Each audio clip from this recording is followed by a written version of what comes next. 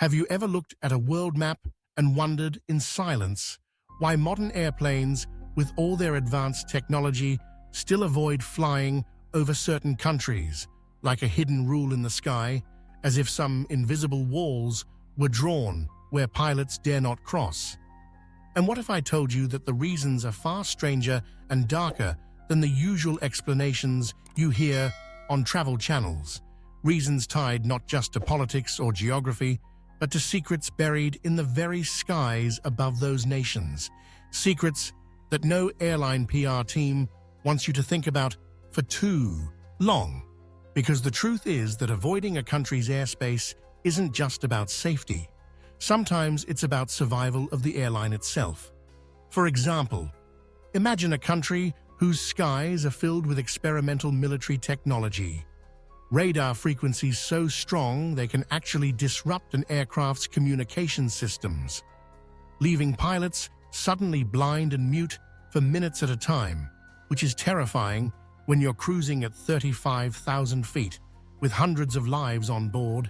And while official documents never confirm this, pilots whisper stories in forums, half suppressed, about how flying over those areas can feel like entering a dead zone in the sky. And then there are countries with terrain so deceptive that satellite signals bounce wrong, confusing the navigation systems. Mountains so jagged and magnetic fields so strong that compasses can spin uselessly like toys, which might sound like science fiction, but is actually grounded in real geophysical anomalies the average traveler has never heard of. And then there are places where the issue isn't nature, but politics, closed-off regimes that monitor every blip on their radar with suspicion.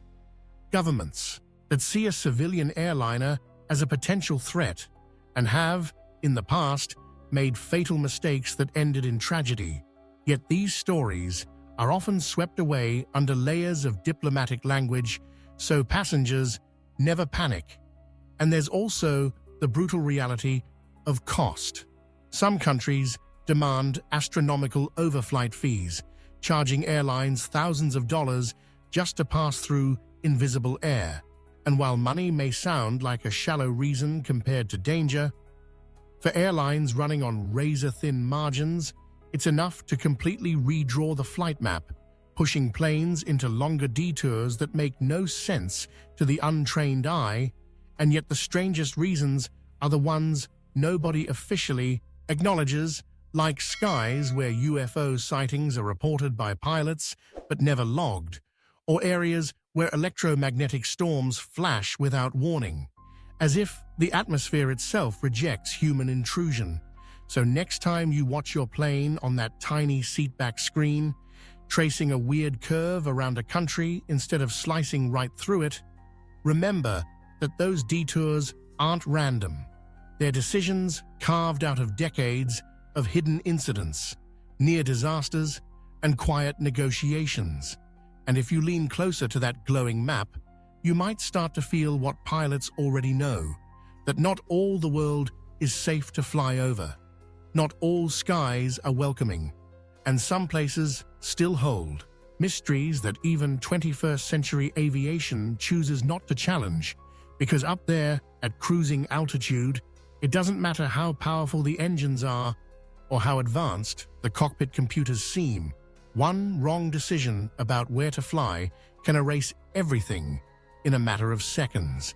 And that's why, no matter how casual it looks when your plane takes off, those strange blank spots on your map are the scars of history, danger, and secrets, the kind of scars you'll never hear explained on the overhead announcement.